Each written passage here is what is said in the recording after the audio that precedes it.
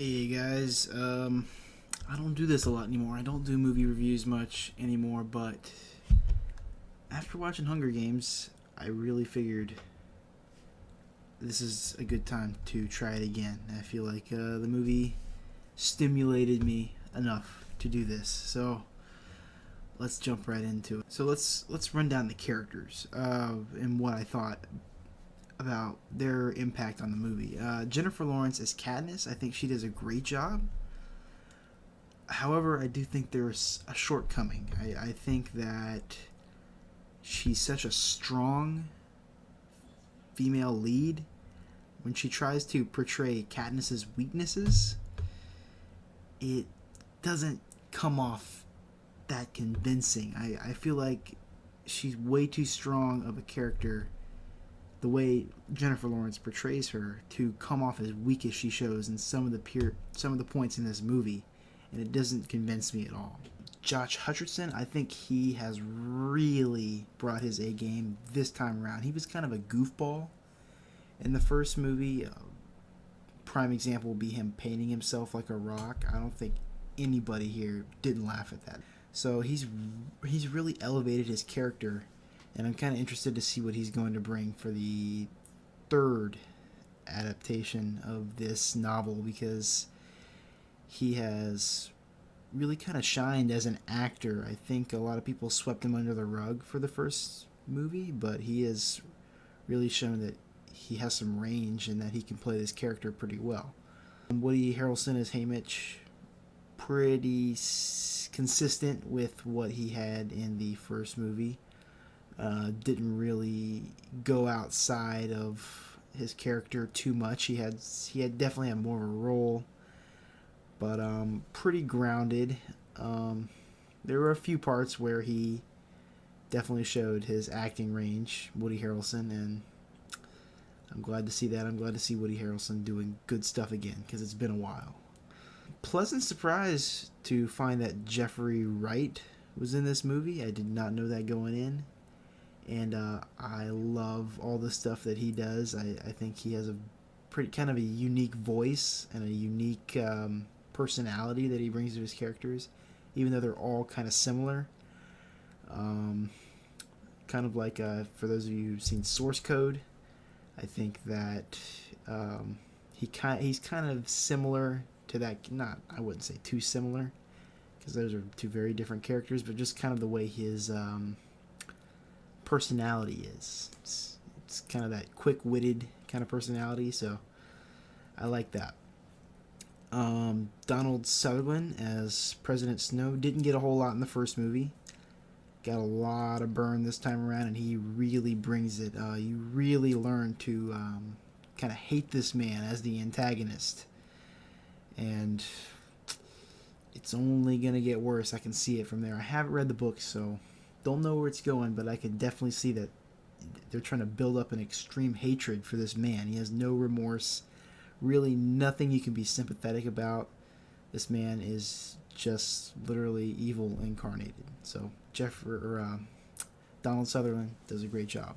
Probably my one biggest disappointment with the characters was what they gave Philip Seymour Hoffman's character. He played Plutarch, who was like the new game maker, and they really didn't give him enough. I mean, Philip Seymour Hoffman is an excellent actor, and it seemed like his role was really diminished. Didn't really have a whole lot of screen time. I'm hoping that in the next film that he gets a lot more screen time, because I think this character that he's playing has a lot of depth, and I think Philip Seymour Hoffman could show that.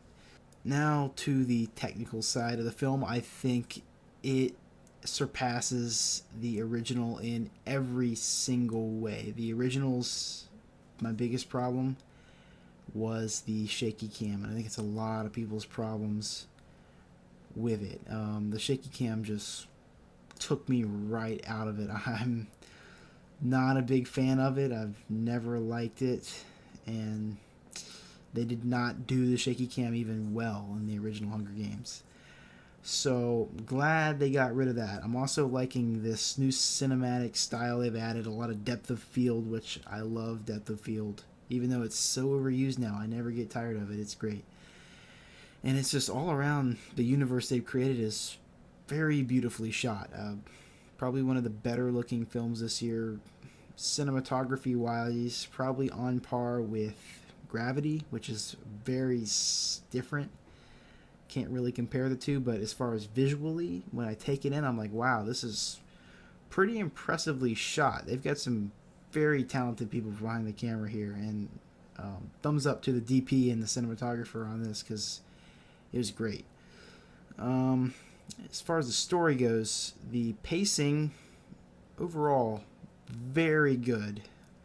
My one little quirk would be the last 15 minutes or so seemed kind of rushed, which was also a problem in the original film. Not near as bad, but you can definitely tell that they were trying to pack that final little sequence in a small amount of time, and the movie was already running pretty long, so probably for the best that they packed that down. But it just, to the viewer, might seem kind of confusing, and that's definitely how I felt. I had to sit and kind of think about it after the movie, what exactly was going on, and it's probably going to take a second viewing for me to truly understand what happened there. And then the ending scene, I feel like it's missing something. They make me, I want more. I definitely want to see more and see what they do with this, but it's not a true conclusion to a film. It feels like, this is my best example, is a TV show cliffhanger. Like, I almost expected when the black came down that it was going to say executive producer Vince Gilligan, because it's just so sudden, and it doesn't really have the kind of ending that a film would have. The first Hunger Games had a decent ending as far as a conclusion. This just, and you've got to wait a whole nother year. So it's, as far as a viewer, that left me a little bit disappointed. I wanted an actual ending, and maybe that's how it's written in the book. I don't know. And then finally, the credits. I have been on the radio. They have been playing this dang Coldplay Atlas song ad nauseum for this film, and I've hated it. I've never been too huge on Coldplay. I think they're a little overhyped. I like some of their songs, but this one wasn't clicking for me. But when that song plays on the credits of this film, and after you've seen this entire film, you truly understand the song. And I think that Coldplay did an outstanding job now pairing it to the film. I think it matched the tone excellent. And